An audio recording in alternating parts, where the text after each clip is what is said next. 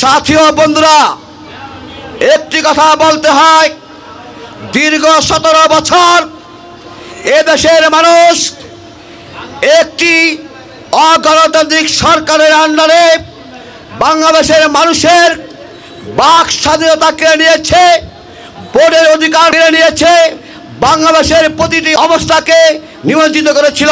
17 বছর এদেশের মানুষ ভোট দিতে পারেনি। 2008 সনে এদেশের মানুষ একটি কারচুপি নির্বাচন দেখেছে। 2018 সনে রাতের ভোটে দেখেছে এবং দিনের ভোট দেখেছে। এভাবেই কিন্তু নির্বাচন হয়েছে। দীর্ঘ 17 বছর এই এলাকার মানুষ উন্নয়ন থেকে বঞ্চিত হয়েছে, কিন্তু এই এলাকার মানুষ উন্নয়নের নাটক দেখেছে। আমরা বিশেষ কারণে এই স্বৈরাচারী সরকারের মামলার কারণে এলাকায় আসতে পারেনি, কিন্তু নাটক দেখেছি। কি নাটক দেখেছি?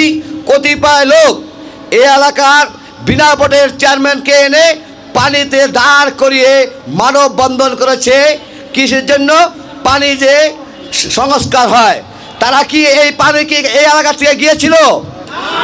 বিগত সময় আন্দোলন সংগ্রাম করে যে সকল নেতৃবৃন্দ বিএনপি বাংলাদেশের জাতীয়তাবাদের রাজনীতিকে চলমান রেখেছেন, গণতন্ত্র পুনরুদ্ধার আন্দোলনে যারা ভূমিকা রেখেছিলেন, সেই সকল সক্রিয় নেতৃবৃন্দের সদস্য পদটি, সাধারণ সদস্য পদটি নবায়ন এবং যেহেতু একটি দীর্ঘ ফ্যাসিস্ট শাসনামলের পরে এই ছাত্র জনতার রক্তের বিনিময়ে বাংলাদেশের সকল শ্রেণী পেশার মানুষ, রাজনৈতিক ব্যক্তিবর্গের সমন্বয়ে একটি গণ অভ্যুত্থানের মাধ্যমে এদেশ থেকে স্বৈরাচার মুক্ত হয়েছি আমরা।